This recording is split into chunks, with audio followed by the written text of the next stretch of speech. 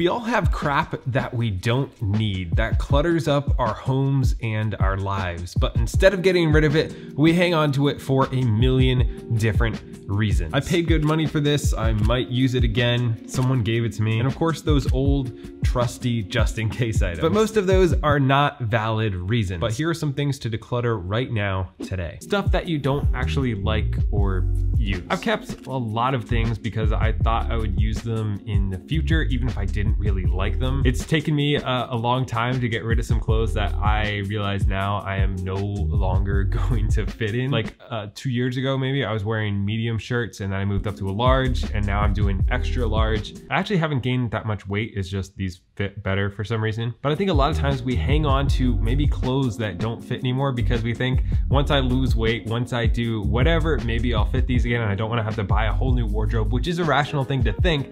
But unless you're actively making changes right now to start a diet or lose weight or gain weight or whatever your goals are, most likely it's not gonna happen if you haven't worn those clothes in a couple of years. And by then you might not even like them anymore anyways. A lot of times it can be easier to not deal with the problem, to just leave things in the back of the closet and not really look at each item in our house and ask ourselves the question, does this actually serve a purpose? Do I still use this? Have I used it in the last 6 months or year or 5 years? And if things fall into that category that you haven't used them in a few years or you don't even like them and you really don't know why you're hanging on to them, it's just easier to hang on to them, then now is the time to let them go. Your routines. Now, routines are super important. Obviously, I kind of talk about them all the time, but sometimes they can get overwhelming and just really become a bit much. What works for us for a year or, last week, last month might not work for us today. So taking some time to take a step back and ask about, what are some important things in your life, and are your daily routines, your daily habits consistent with those goals? And if they're not really on par with that, maybe just try to simplify and really focus in on the things that are really important and cut out everything else. One routine that I actually added recently was taking care of my skin, because this is something that is important to me. And that actually leads great into the sponsor of today's video, Bult. So I never really used to think about my skincare that much, but over the past couple of months, I've been really focusing on it and just taking care of it in a simple way. Bult has a 3-step skincare routine made just for men. And for me, I just kind of like how simple it is and it works really well. I start off with washing my face with this face wash and a bubble net. This is actually a really cool product. You just need the slightest bit of face wash on there and then you lather it up and it becomes this really nice foam. Not only does it feel really nice, it also makes it really efficient when using their stuff, and honestly, it's just kind of fun to do. Once I finish that, I just use a toner to balance and calm my skin and kind of return some of the moisture. Then finish up with a bit of their lotion and I'm good to go. It's a really simple process. So check them out down in the description, and thank you to Bult for sponsoring this video. Your sentimental stuff.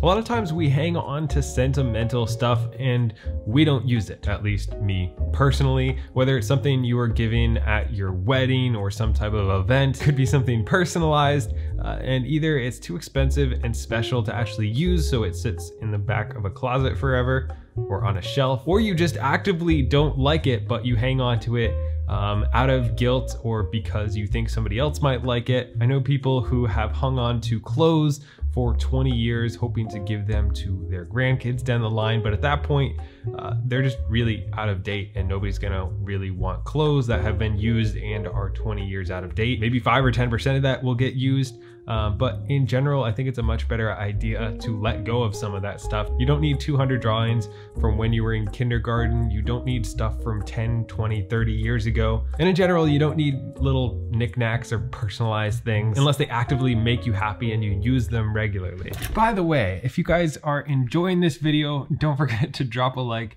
and subscribe. Stuff that you spent money on. This is a really hard thing to let go of, especially for me as someone who's a little more on the frugal side, maybe a lot on the frugal side. Stuff that we spent good money on, whether that's clothes that we never actually wore because we didn't like them that much, gadgets that we bought for the kitchen that were, you know, kind of expensive but are just taking up space and we use like once a year, stuff that we bought for a hobby that we were really into for a while and then that kind of died, we moved on to something else, and we still have all that stuff because we think, well, what if I get back into this and what if I want it again, or a friend wants it. But I think everybody needs to find that space where if you don't use it in the last 6 months or year or 5 years or 10 years or whatever it is, then you have to let those things go. And it's kind of important to look at the fact of, if you own something that you never use, you already spent the money on it. You lost money when you took it out of the store. It's sunk cost, it's already gone. Hanging on to it won't fix that mistake, but you can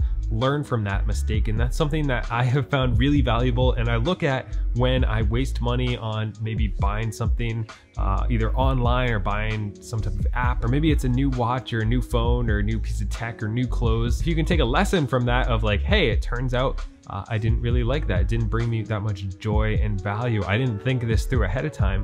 That can save you a lot of money in the future. And you might actually look back and be grateful that you learned that lesson on a $50 thing or a $100 thing instead of, you know, a car or a house, which is gonna be hundreds of thousands of dollars. So it's okay to just donate it or sell it and learn your lesson. I think it's super important to take time and evaluate your finances and ask if they are aligned and if they are as simple as they can be. For me, usually every 3 months, I evaluate all of my spending and ask if it's aligned with my goals, see if there's things that I can cut out. I also go through my subscriptions and ask if all of those bring value to me, and if not, can I cut out some of these things that cost me money every single month. But besides the saving money aspect of decluttering your finances, there's also just simplifying things as much as possible. For me, I don't overly love budgets, so I try to set things up as automatic as possible. I try to use credit cards for all of my spending so that it can be automatically trapped in an app, and I don't actually personally have to do it, so that really makes things simple. Also, getting rid of some paper billing and setting things up on auto pay can make things a lot simpler. Your finances and money in general should be a tool that works for you. It shouldn't be something that's stressful and takes a lot of time or a lot of energy. That's all I got. Don't forget to subscribe, and I'll see you next week.